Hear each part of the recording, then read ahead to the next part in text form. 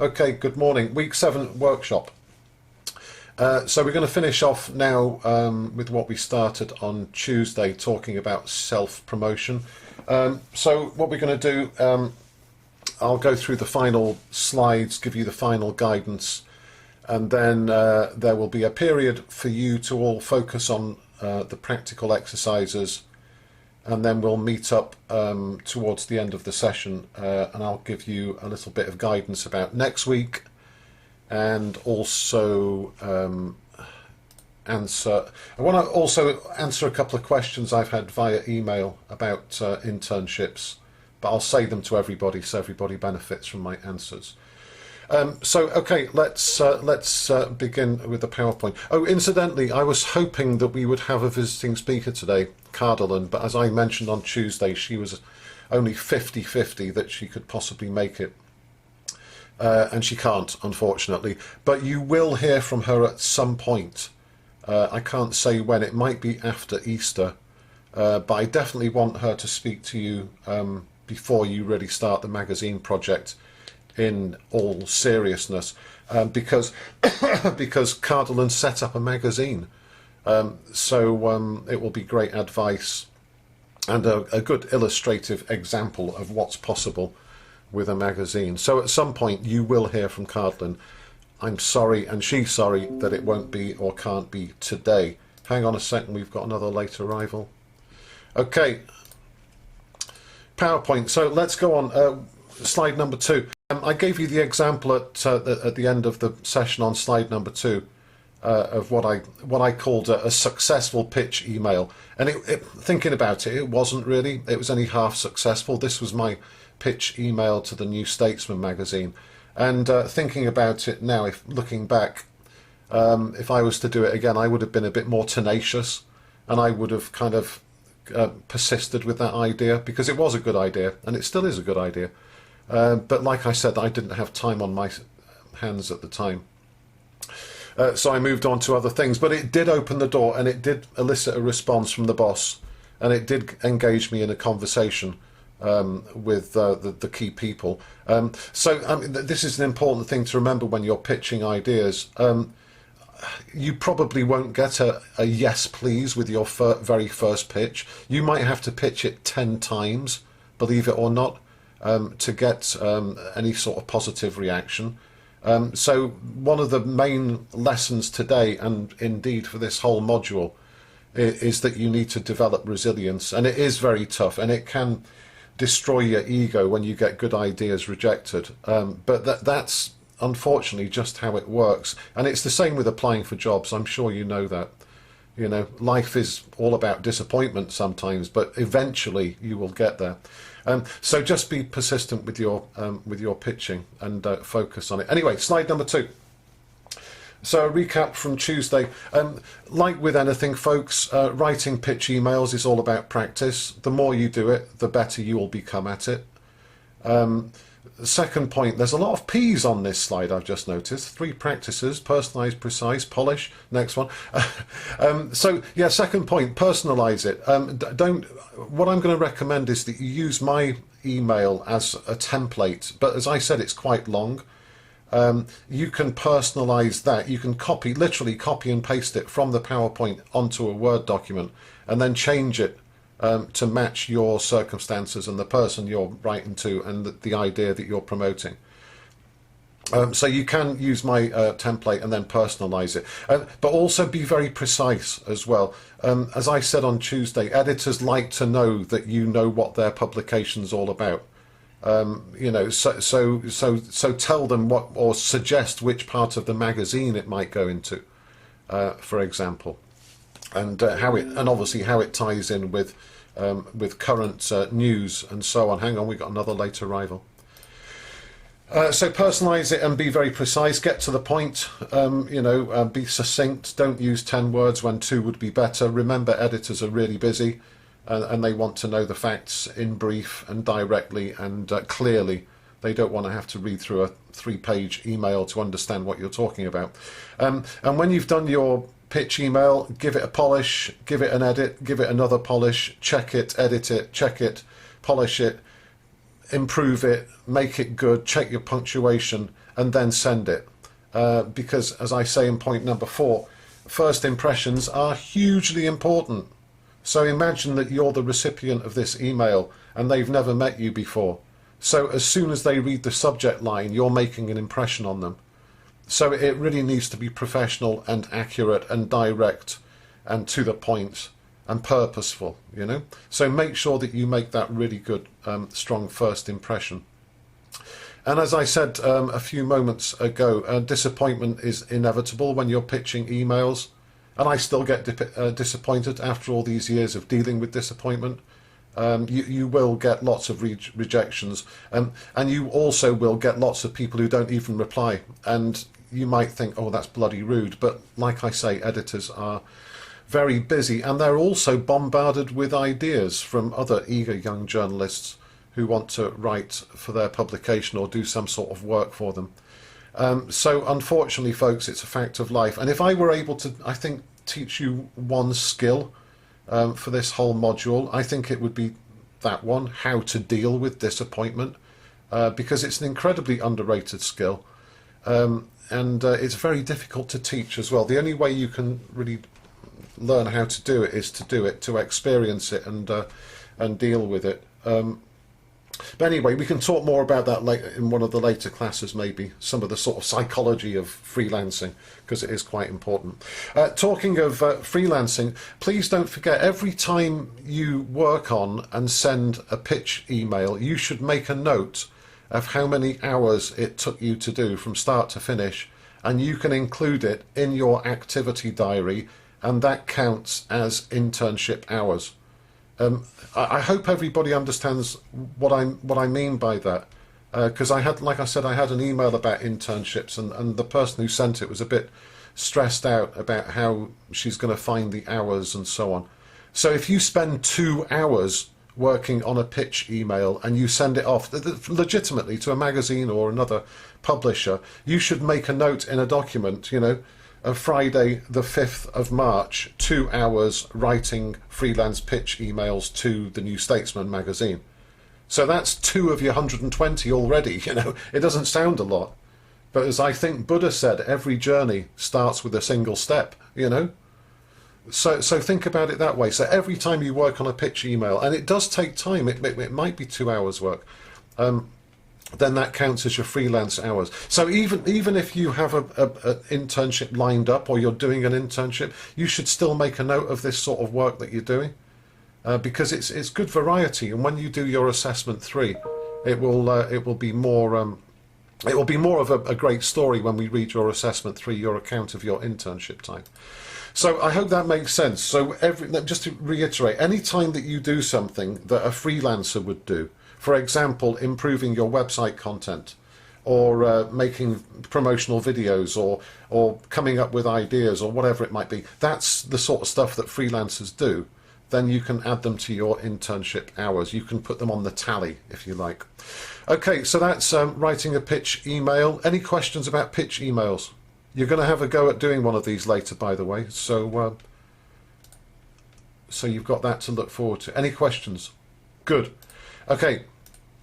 So the other thing that is important to master, again, this is part of self-promotion, but in a sort of tangential, indirect way. The other thing you're going to have to master is writing an information gathering email. Now, I'm sure you've done this already. You must have done it. You must have done it quite a lot in the first semester with journalism, portfolio, and feature writing. So the idea here is when you contact somebody that you've never met before and they don't know who you are, and you want to get some information out of them, typically that you can interview them, you can use them as a source for your journalism, whatever that might be. So writing a message to a new person, and like I said, you've probably done this, but let me give you a bit more guidance, and maybe I'll give you another dimension to it as well. So slide 4. As I said, when you're writing a pitch email, or writing any email, professional email, do not leave the subject line blank. So keep it direct and keep it simple and keep it descriptive in the subject line. As I said, if I get emails from people I don't know with no subject line, then I pretty much think they're spam and they go in the dustbin file. And I think most people, don't forget, editors are really, really, really, really busy. So your subject line needs to grab them because they don't know who you are. The salutation, as I said last time, Dear Gary or Hi Gary. Hi Gary is becoming increasingly acceptable at all levels of professional communication, but you can't go wrong with Dear Gary. And again, same principle as I said before, the same with a covering letter, the same with a pitch email, the same with an information gathering email. Keep it short and keep it to 3 paragraphs if at all possible. So paragraph number 1 should say who you are and what you need. Obviously being polite as well. You know, so use please and thank you and all those, as my mum called them when I was a kid, all those magic words, please and thank you, the usual polite words that we use. So who you are, what you need. Second paragraph, you expand on what you need. You give more details about the information and why you're asking that person. And then the third paragraph, you're suggesting what happens next and giving them an idea of schedules, so when you need the information and how they can get in touch. So really, really simple and straightforward. Three well-structured paragraphs, you know, well written, professionally written and accurate and to the point. And as always, sign off best. I always say best wishes, many thanks, that sort of thing. You don't need to say yours sincerely or yours faithfully. That's kind of 19th century really, isn't it? But best wishes or many thanks is good for a sign-off.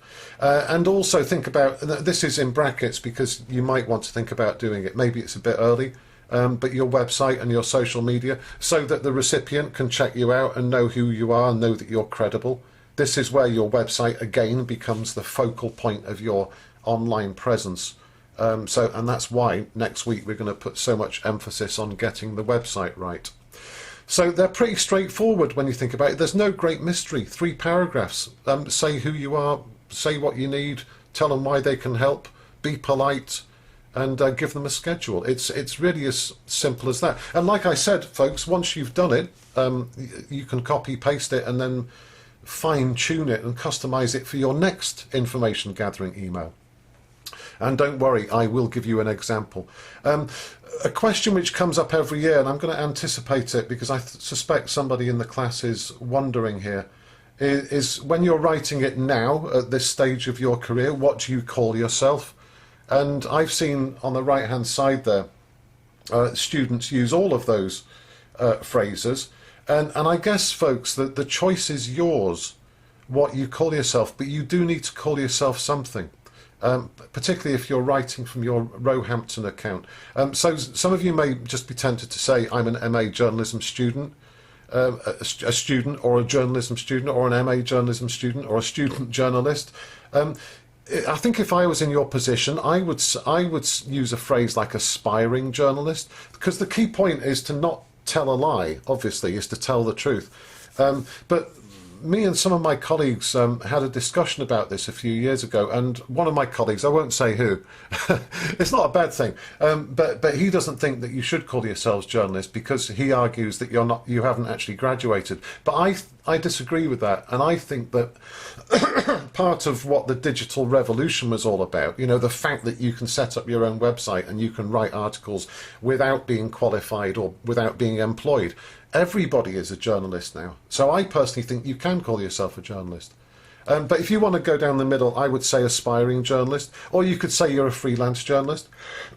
So long as you're comfortable with what you call yourself, then that's fine. But obviously don't promote yourself as a fantastic, wonderful journalist, and you don't even have a website. You need to be able to back it up with some examples of your work.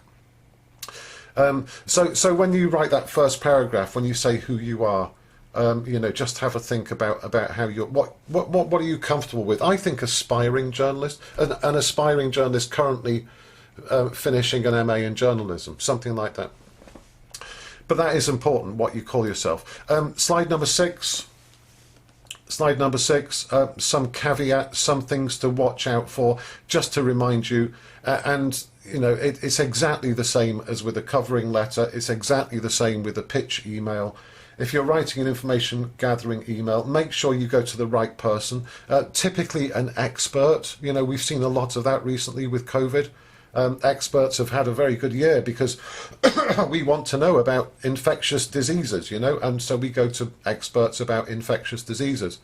And as I've said before, I think there are experts in every single field that you care to mention and think about. A few years ago, for example, I met somebody at a social event, and she was a professor at Oxford University, and her specialist subject was baskets, you know, those things made out of wicker that people have used for thousands of years. Her whole life was devoted to the study of basket making and how people use baskets all over the world. Can you believe there's a professor of baskets, you know? But there are professors in literally everything. And as I will mention later, academics generally are very happy to speak about their work. But likewise, in my experience, most people are happy to speak about what they do. You know, so there's really no excuse, folks, about not writing information gathering emails, you know, because the people are out there. Second point, however, is that everybody is busy. And, you know, everybody's got not enough hours in the day and too many things to do. And to be honest, folks, this is going to be, for some people, your request is going to be way down their to-do list, you know, because they probably have to do more important things. No offence. But related to their job. So have realistic expectations. If you go really, really high, which I always encourage you to do, but if you go to a senior politician, for example, you know, they've got a lot to deal with at the moment with COVID and so on. So be realistic, but you might get a reply from your local MP, you know. But I don't think from senior business people or from senior politicians you'll have much chance. The general tone of your email, obviously be polite and flatter people gently. Don't be sycophantic. You know, what I mean by that is don't say, even if you believe it, you know, don't say, if you're writing to Louis Theroux, "Dear Louis, I just want to say how much I love your programs and you're so handsome and, you know, charismatic and brilliant," and you don't need to do that, you know. Just you put a line in there that say you've been watching his documentaries for many years, but you don't need to go that far. Next point, it occasionally happens, I have contact with students and they get really upset because they sort of take the tone of how dare they not reply to me. But the key point is that they are doing you a favour if they reply. So there's no real entitlement here, even with your local MP. Even though you vote for your MP or not, and you pay their wages, or a BBC journalist, you pay your wages through the advertising, through the licence fee. It doesn't mean that you're entitled for them to contact you. They are doing you a favour. They are not obliged, as it says in the line underneath. And the other key point is if you send one of these emails and you don't get a reply, try elsewhere, because generally there is a plan B person somewhere. You know, you can find another academic who's an expert in that field. So generally speaking, I give people a week when I'm doing this sort of stuff. And if they don't reply within a week, then I kind of move on. And then lo and behold, they will reply 3 weeks later and they'll say, "Oh, sorry, I've just seen this email." But just get used to the fact that many people will not answer. And as I said, dealing with the disappointment of people not answering is a real skill in journalism, no matter who you're working for or what your seniority. So just get used to the disappointment of people not answering. I'll give you an indication in a minute, in my experience, of what sort of hit rate you can expect. Slide 7. Let me have a glass of water. Hang on a second. And something else you might want to consider, and in fact I really recommend that you do, is that especially when you start on the magazine project, you will be generating lots of ideas for articles and other work, and so you will explore, say, 3 ideas and maybe 1 will be published, and that's completely normal in journalism. So you might be working on several ideas at the same time. When you send an information gathering email, the person will expect to know and to find out who you are and who you're writing for. So the thing to do in the information gathering email is to put a quick sentence in there to explain, when you say who you are, to explain what the eventual destination of your work might be. So again, I've given you 2 sort of standard answers here. You can copy and paste them, you can put them in your email, you can edit them, you can reduce them, you can change them, but essentially this is the sort of thing that you need to say. So imagine that you're working on the project in the summer and you've sent an information gathering email to the professor of basket weaving, and you want to tell her that what you're doing. So you could say, my article will be published in a magazine produced by MA students at the University of Roehampton. Its readership includes students, staff and local residents. Please click on the following link to see a previous year's issue. And I've checked that link does work. It goes back to the magazine from 2 years ago. Last year your predecessors actually did something slightly different. Incidentally, Adam's going to brief you on the magazine project shortly. In fact, I think he already has started that discussion. So that's what you can use in your introductory information gathering email to tell them. It's a bit long actually, that, looking at it now. You can reduce that quite a lot. Or secondly, if this is for your freelance portfolio, you need a phrase like the one in the yellow box. I am working as a freelance journalist and I am currently in the process of researching an idea for a future feature article.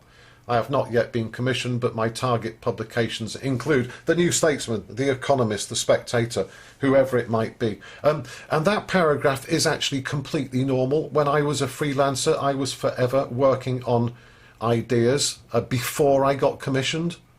So this is the background, research. This is the information that you need to prove to yourself whether your idea has merit or not. So either of those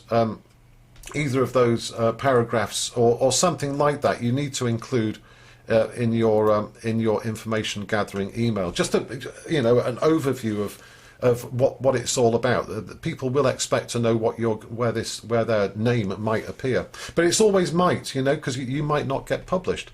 But that needs to come over in your statement as well. So an example of information gathering email, slide 8. Let's go on to slide 8 and then move on to 9. So when I was doing my PhD, this was like in the latter stages of my PhD. Basically, the way that it worked, the first part of my thesis, I discovered something about business journalism. I won't bore you with what it is now. So the next part of my PhD was to explain what I found, and to do that I had to interview journalists. So I had to interview journalists from the BBC, the Guardian, the Times, the Telegraph, the New Statesman, and a couple of other publications as well. So I drew up a list, and it was actually 55 people. My professor gave me a target of 30 interviewees, 30. PhD is a lot of work, huh? You need 2 for an article, 30 for a PhD, or thereabouts. So I made a list, and I actually made a list of 55 journalists from those different organisations that I just mentioned. And one of them was this person called Peter Day. Now, Peter Day has been a journalist, or had been a journalist, for many, many years. Actually, he retired in the last couple of years, so this was one of his last missions, was this programme on BBC Radio 4 called In Business. I've not heard him for a long time. I think he has retired now. So this is one of 55 requests that I sent out. I used the standard email for 55 recipients, and I tweaked the email slightly depending on who the person was and what the program was. But so this is my first email. This Peter Day had never heard from me before I sent this email, and none of the other 55 people knew who I was before I sent this email. And as you can see, it's a bit long, but it is quite detailed. Let's go on to slide number 9, and let's have a look at it in a bit greater depth. You can zoom in on this, folks, because I realise the text is a bit small. So look at my first line, Dear Peter.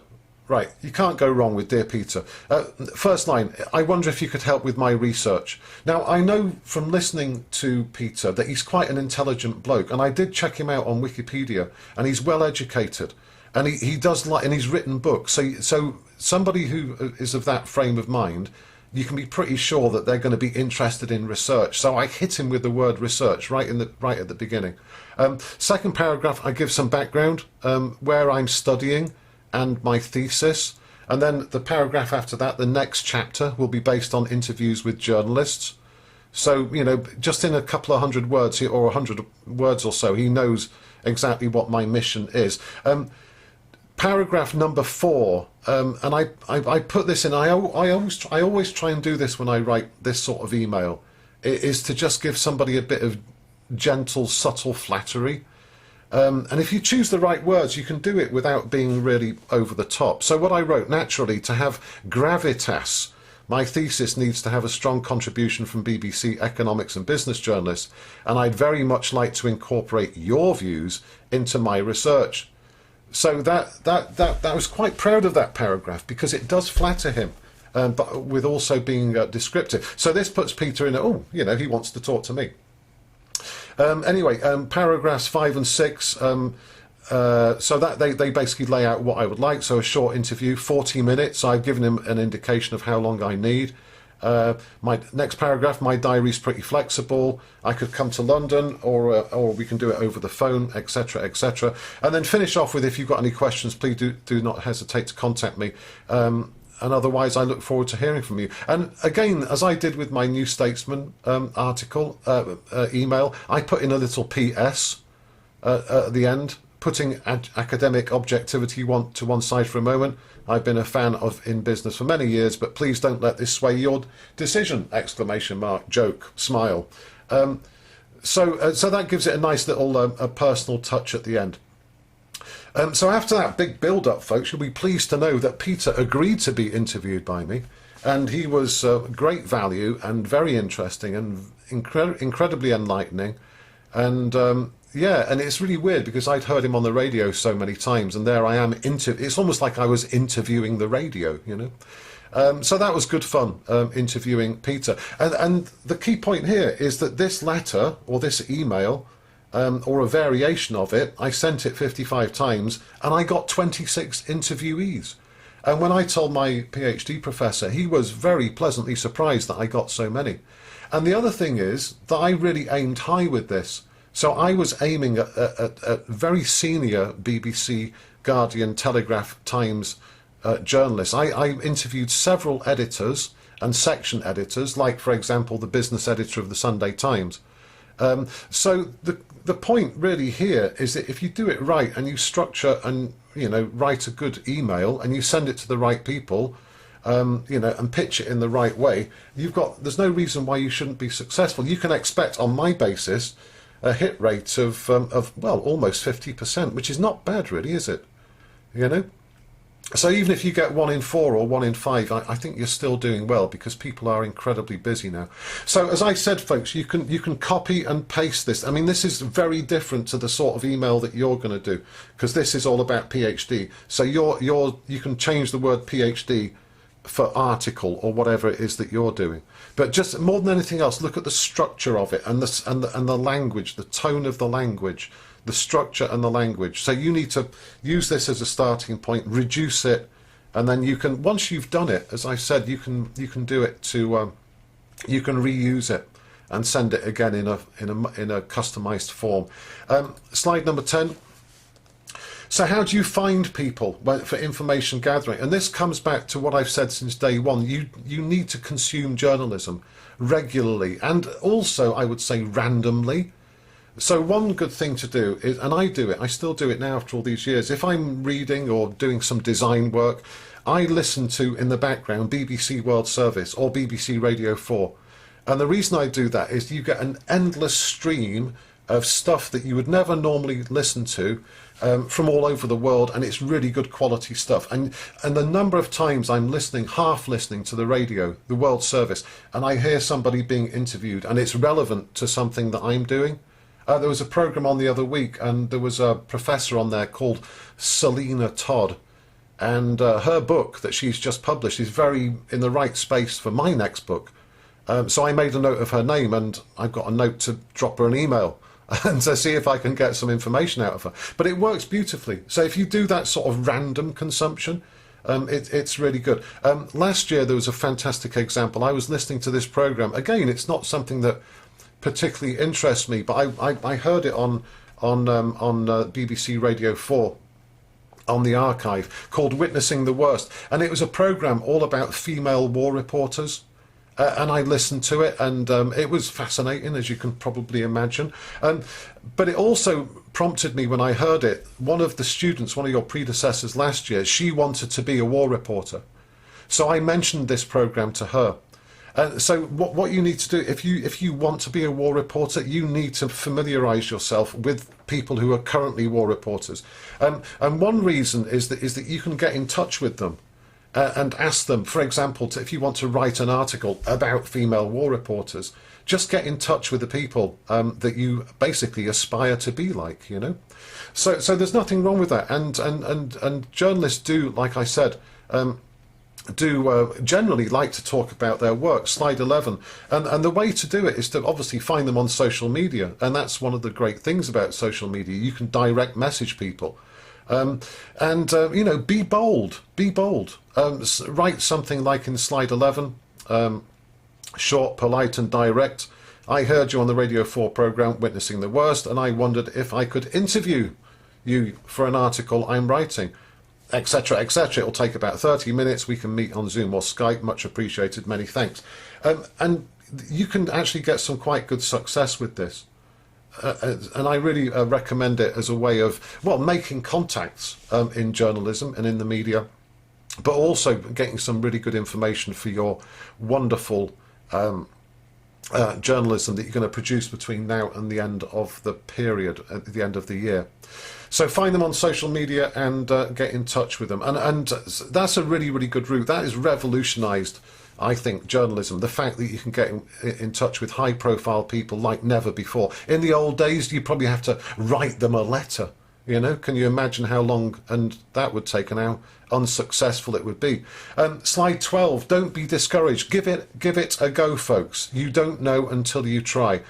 In my experience, journalists and academics love talking about themselves and their work. And there's no reason, like the hit rate I got, about 50%, there's no reason why your hit rate shouldn't be about the same. As long as you find the right person and you write an appropriate information gathering email. And in my experience, many other professions do too. People love talking about their lives. And in these COVID times, you know, don't just aim at professional people like journalists and academics. There are plenty of other completely noble, hard-working, fascinating, intelligent people out there that don't get the exposure that academics and journalists get. So I've said key workers, two people I've mentioned who I know. If I was writing profiles or doing journalism right now, if I was in your position, basically, two people I've spoken to recently, Brooko, who is my local tyre dealer. Brooko has been in business for 30 years. He's a small independent tyre supplier for cars, motorbikes and that sort of thing. He's a fascinating character. You know, he's had to cope with COVID, the lockdowns and so on, keep his business going. And he's got a lot to say about this, that and everything. I would certainly interview him. And a friend of mine, Viv, who's a nurse in accident and emergency in Ipswich in the east of England, and you can imagine how hard she's been working and over the past 12 months. She's also a single mum, you know, so she's had to deal with the family life as well. But in my experience, people love talking about their jobs and themselves and their characters and their dreams and their hopes and their fears and all that sort of stuff. So be bold, you know, find these people, perfect your information gathering email and send it out there. You know, and this will greatly improve the content of your journalism and in the originality of your work as well, because you can get very creative. Slide 13, so let's just tie off this part of the show. Top tips for promotion, as I said on Tuesday. Yeah, social media, you decide which ones. Maybe think about using all four of those, and of course your website. So your website is your focal point for all of your promotional activity. Top tips, top of the list is make sure your social media accounts are professional. So drop all the drunken party stuff and all the inappropriate comments and all the jokes between you and your mates. And make sure they're active. Don't just post something today and then leave it for 3 months. You know, because that doesn't do much for your credibility. Use your website as I said, as a focal point for your work and who you are, and that is the place that people will go when they Google you. Your website should come top of the list, and you're in control of how you promote yourself through your website. Be really active on your website, add stuff, change photographs. You know, you might want to have updates or whatever on there. And more than anything else, try to deal with the disappointment of rejection, because it does feel like rejection when people don't answer your emails. But if you do it often enough to the right people at the right time, there's no reason why you shouldn't be successful. So that's it. Right, let me give you some exercises. Let me just tell you what you need to do next, and then we'll have a bit of a break, and then we'll come back and finish off later. And there'll be some questions in the moment as well, opportunities for questions. So slide 14. So 3 things that you need to master. And this goes back to week 5 as well, because we started in week 5 with that. So 3 things you need to do. They're absolutely essential for self-promotion. So firstly, there's the covering letter or the cover email. And this, if you remember from week 5, is to go with a job or an internship. I'll come on to that in one moment. The other thing is a pitch email. So this is selling an idea to an editor or some other senior professional. And the one, I've put it slightly separate because it's not quite the same, but is the information gathering email, finding sources, finding information for your articles. So those 3 things, that is essentially what this lecture and part of the last lecture have been all about. So what you need to be able to do is to master those 3 things, because you will be using them frequently, certainly over the next 3 months, 5 months, 6 months, and beyond. Let's just quickly move on to the exercise from week 5. So I gave you the mission. I've not had a chance to look at any of your attempts yet, but I will do later on in the second half of today's show. But this is what I asked you to do: to imagine your ideal next step job, and to write a covering letter to accompany your CV. Now, if you haven't done this, I really recommend that you do it and that you get it sorted out, because you're going to be asked for this and expected for it a lot over the next few months. So it makes sense for me to have a quick look at it before you start sending it out. It needs to be really, really on point, this one. Let me give you a standard, an example, slide 16. Slide 16. Now, just be aware, folks, now this is a real covering letter that I've used in the past. I used it a couple of years ago, 3 or 4 years ago, before I got my current job, or something like this. So just be aware, this is for an academic position. This is for an academic position. So it is, the content is different to what you would have for a journalistic one. But the structure is the same, the tone is the same, the general level of professionalism is what you should be aiming at. So the salutation, so this was a covering letter for an academic job. So the person, not unsurprisingly, is a professor. So I always say professor if somebody's a professor. Dear Professor Lennon, I read the job description for the post of senior lecturer on jobs.ac.uk with interest, and I would like to apply. That's all you need to say for a covering letter. Get to the point, you know. What brought you to this point? What brought you to this stage? A second paragraph, there are 3 reasons why I'm a strong candidate for this post. So that's not boastful, it's just a statement of fact. I really did and do believe that I'm a strong candidate for the post. And I basically go through them. Firstly, secondly, the third reason. So you could do exactly the same sort of thing with a journalistic job. There are 3 reasons I believe I am a strong candidate for this position. You know, firstly, I have loads of experience of journalism. Secondly, I'm, you know, halfway through an MA in journalism, PPA accredited. You know, thirdly, I've got great interest in sport or whatever the position is. Third paragraph, attach your CV. I have attached my CV to give you a better idea of my teaching portfolio. And then obviously you change those words to match your circumstances. And that sentence at the end, if you have any questions, pretty standard. If you have any questions, please do not hesitate to contact me by email or phone, and I look forward to hearing from you. And then sign off, best wishes. I said, in academia, it's normal to use your what's called post-nominals. When you get letters after your name, post-nominals. And really, when you get your MA, it might be worth doing it, but I think when you're applying for journalistic jobs, it sounds a bit pompous to put your undergraduate degree, because, no offence, most people do have undergraduate degrees these days. So it's really only when you start getting master's degrees and PhDs and FHEA, Fellow of the Higher Education Academy, That's pretty important, that one, in academia, so I always put that in. So that's what your covering letter needs to look like, folks. Use it as, be inspired by the structure here and the language and the length. 170 words, that's pretty much to the point. But obviously you need to change yours to match your journalistic job opportunities that you're going for. So there's a template that I also found, slide 17, on there, and I hope you're using this resource, folks, because it really is good. The University Careers Office, I'm sure you have, but make sure that you check it out regularly and just go along and explore it, because there's loads of really, really good stuff on there. And there's a video, how to sparkle in your cover letter. And I've not watched it. I just hope they don't contradict all my advice. But at the end of the day, folks, you can decide whose advice you follow, because you're all intelligent adults with your own missions. Okay, so that's cover letter. Pitch email, just to remind you, slide 18. So what I want you to do for your for the exercise is to write a pitch email.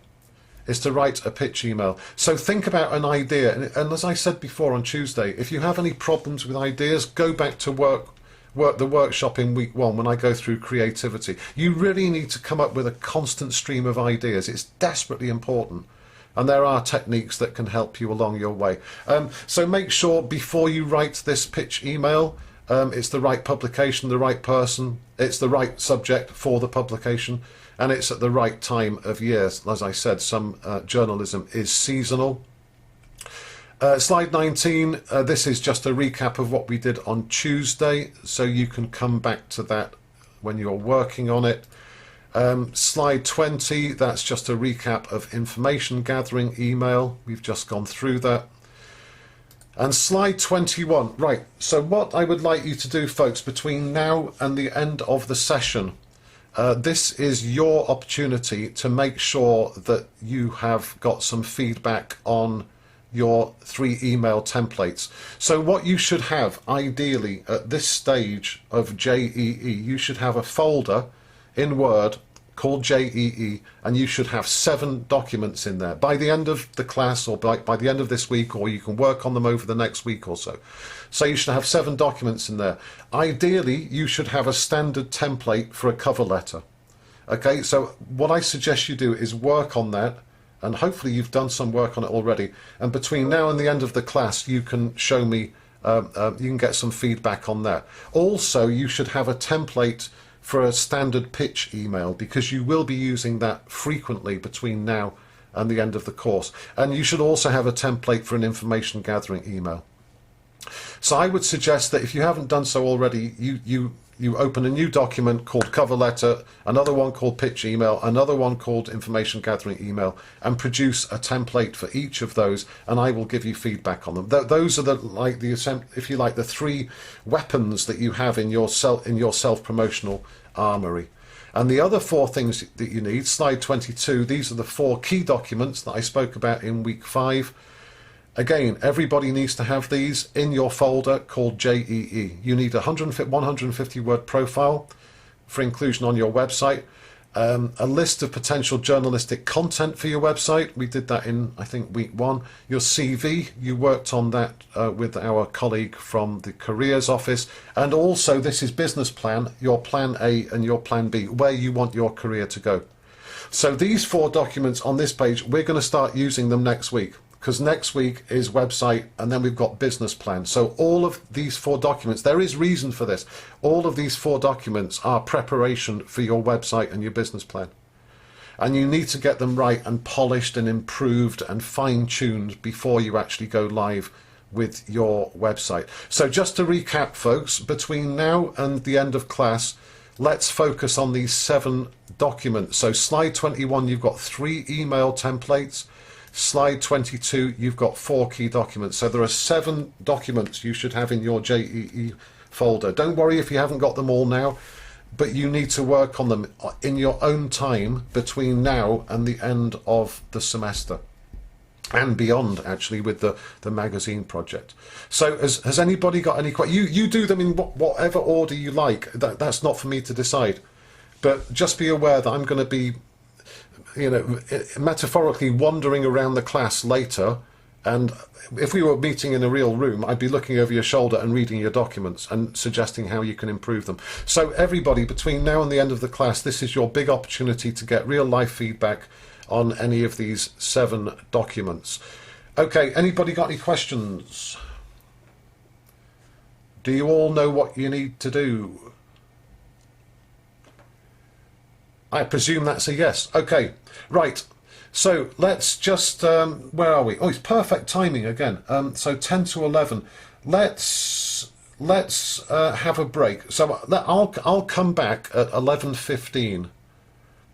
So between now and 11:15, just get all your documents sorted out. Decide which ones you're going to work on. Decide which ones you want to show me. Tell me which ones you're struggling with. Right? So I'll give you 25 minutes to do that. And then at 11:15, I'll come back online. And then I'll be able to have a look. We can share a screen, and I can have a look at what you've done so far.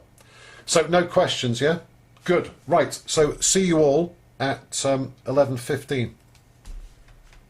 So just a reminder, you will need all of these 7 documents in the future. They are your weapons, your tools, your implements that you can use over and over again to find work and find great sources for your articles and so on. So it's really important that you have them.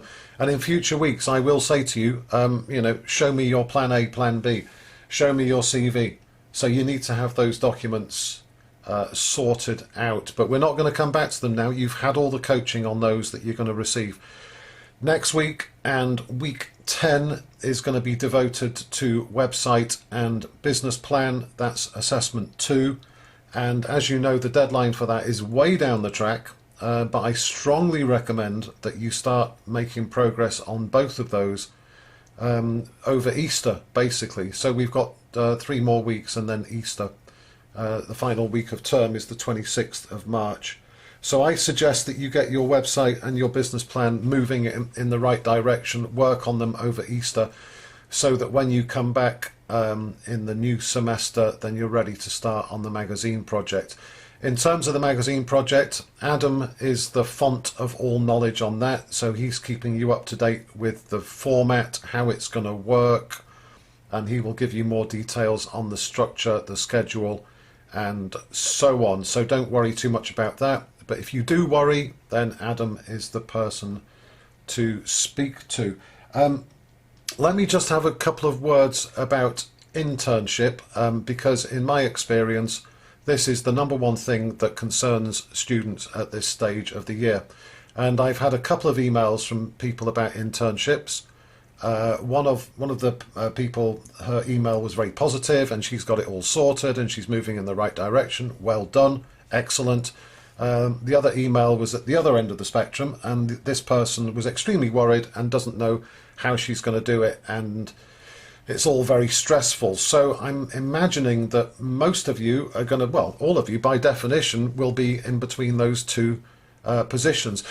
When it comes to the internship, folks, if you have any doubts, I keep coming back to this, go back to the briefing document. So the briefing document is on Moodle. It's very long, very detailed. We went through it a couple of weeks ago. So what it says in the briefing document is we give a target of 30 days engagement, right? It does not mean, however, that you need to do 30 days of 9 to 5 work. Now, if you work that one out, that's 8 hours a day for 30 days. That's 240 hours. We don't mean that. What you need to do instead, you need to demonstrate that you have focused on career building professional activities over a protracted period. Now, really important point, you don't have to do it in one big chunk of 30 days. So it's not like you have to devote the whole of July to this. If you're clever and put some thought into it, you can divide it up. So you can do those 30 days of engagement whenever you like. Second paragraph. It is strongly recommended that you avoid doing this in one intense month. It is much better to do little and often. Hence, you have a target of 120 hours of suitable, productive work that you can accumulate between now and the end of August. These hours need to be logged in an activity diary. So the magic number, folks, is 120 hours. So if you start working out a schedule between now and the end of August, when you submit assessment 3, That's 5 months. 5 months. You've got April, May, June, July, August, and most of March. Okay, but somewhere in that you're going to have to take some time out, obviously. So you got 120 hours over 5 months.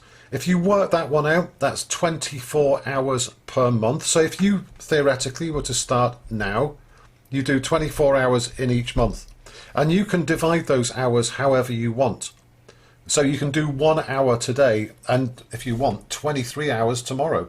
You know, obviously you wouldn't do that, but you could in theory. And it works out at 6 hours per week. So think about it that way. Just like the way that you do your assessments, typically you don't devote a whole week to one assessment. You'll do your assessment and you'll do a bit of something else and a bit of something else. So if you divide your time up wisely, this is quite doable. This is quite doable. So 6 hours per week if you were to start round about now. Obviously, if you leave it until April before you start, then you have to do more hours per week. So the closer you get towards the deadline, the more intense the work becomes, which is why I keep coming back to this point about organising your time and starting moving now. And I don't know how, again, it's the problem with not having a classroom, because if I could see your faces, I could tell whether the word freelance freaks you out or whether it excites you. I would really recommend that you explore freelance opportunities, even if you've got an internship sorted out already.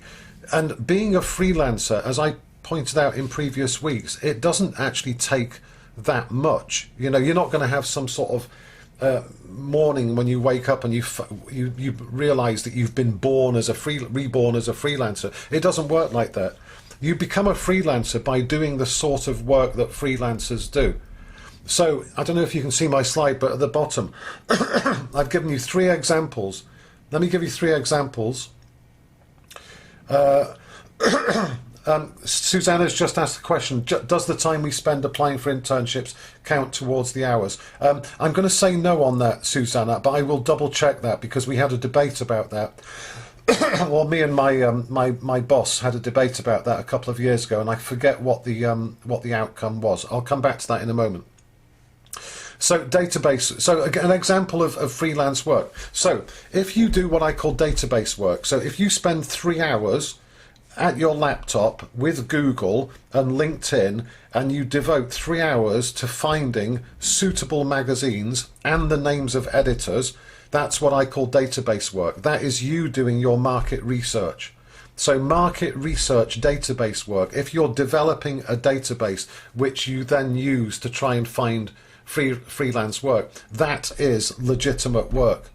So even if you just spend 3 hours in your bedroom doing database work with Google, with Press Reader, do you remember Press Reader? You've got access to all these magazines. You can find editors. So if you want to do film reviews, find all the film magazines and then find all the editors and then put their details in your database and then add the Twitter accounts of the editors and so on, and then you can start getting in touch with them. That is freelance work. So if you do 3 hours work of that, and believe me, I've done a lot of that work and it really goes by really quickly. So if you spend a whole afternoon, say to yourself, right, Tuesday afternoon I'm going to do database work for 3 hours.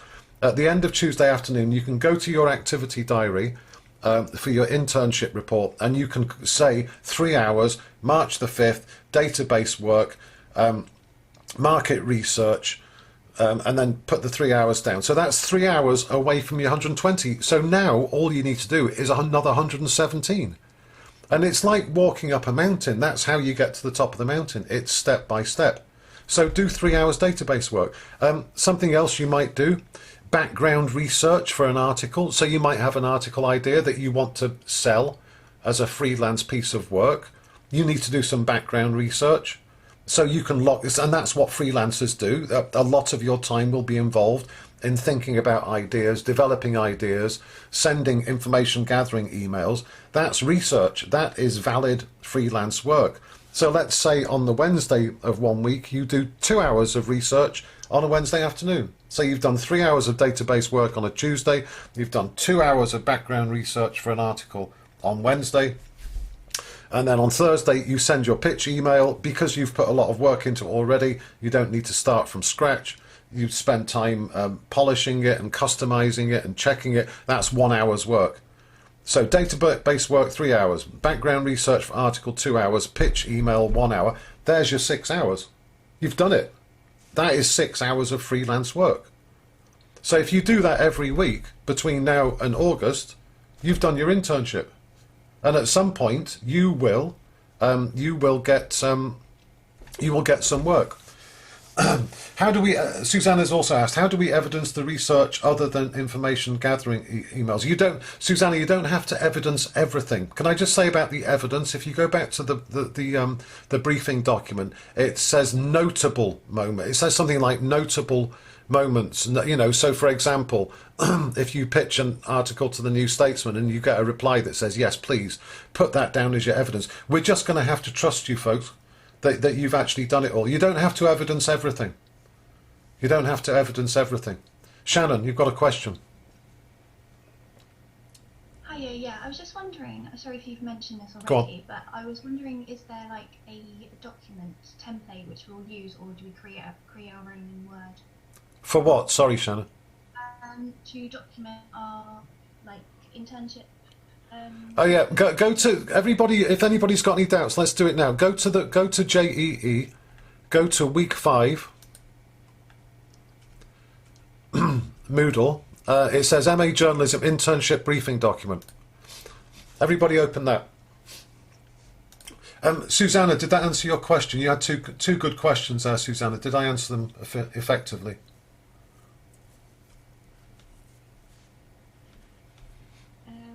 Yes. The first one you said you'd get back to that. Oh yeah, so let's go to the document, Susanna, because I think it's in there. I think it's in there. When in doubt, go to this wonderful document that took me like 6 years to write.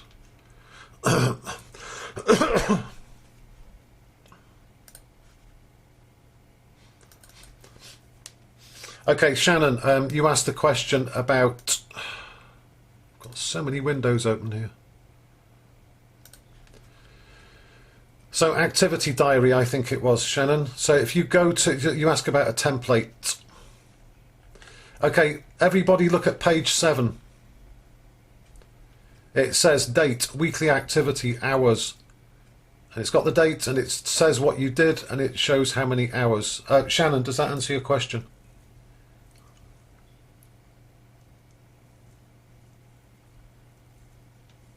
Hello, Shannon. Sorry,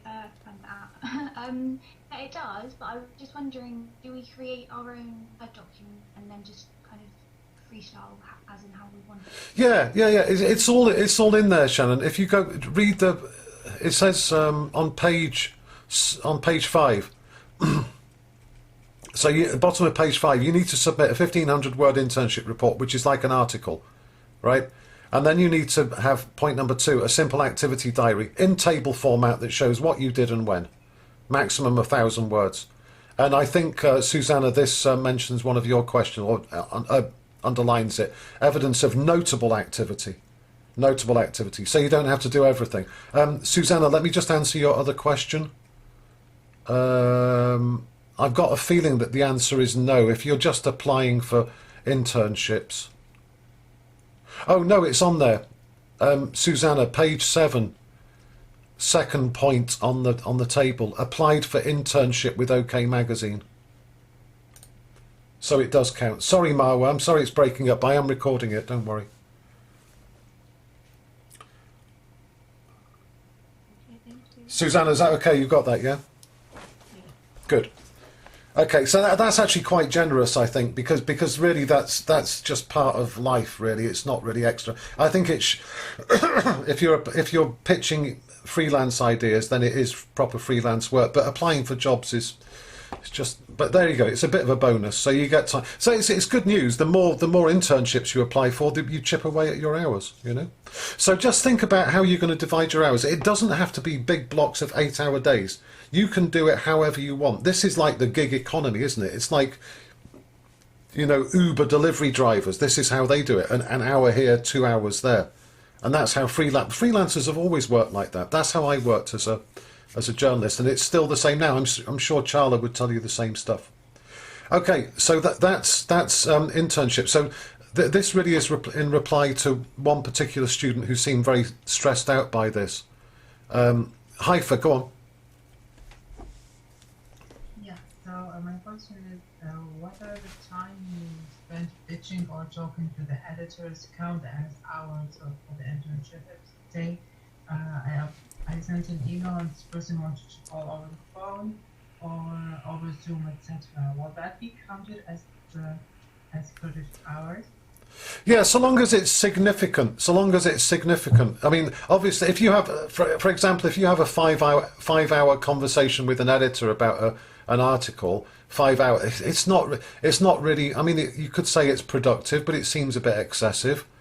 You know, so everybody. The thing is that there's a lot of trust involved here between how we're going to market and what you do. So you need to give us an honest and faithful representation of what you actually did.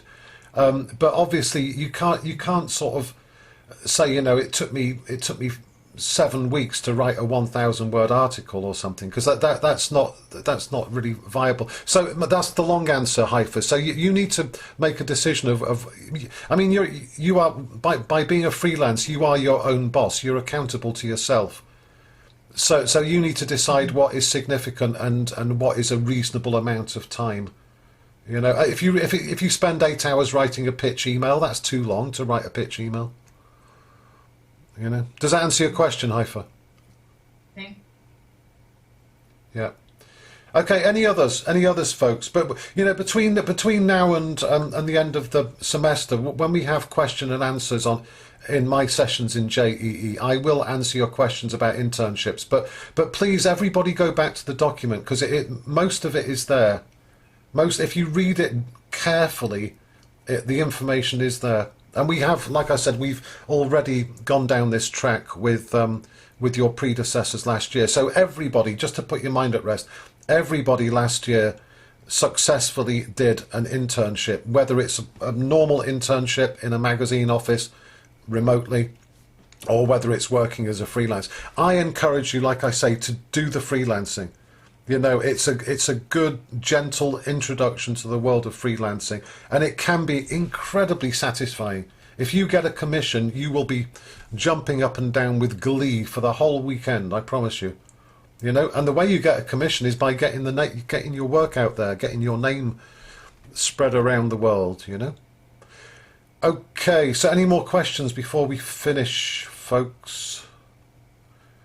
Okay, like I said, if anybody wants to email me anything, please do. But just be aware that there's going to be a delay, because I'm just up to my neck at the moment. I've got marking and preparation and everything else to do.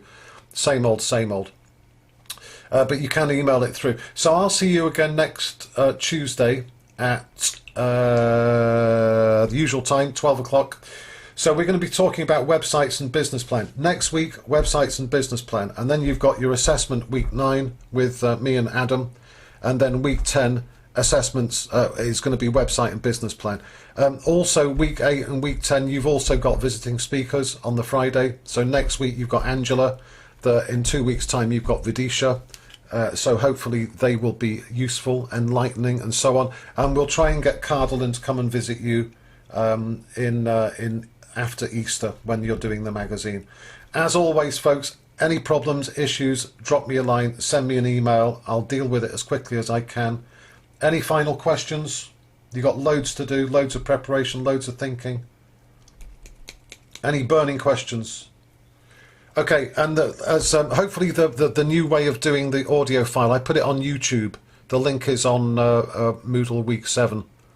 And I'll do the same with today's session as well. So just refer back to that if you need a better sound quality. Sorry about the sound quality, Marwood, but I'm sure you can catch up by listening to it again. No more questions? Good. Thank you, folks. It's been a pleasure. Have a good weekend and see you next Tuesday.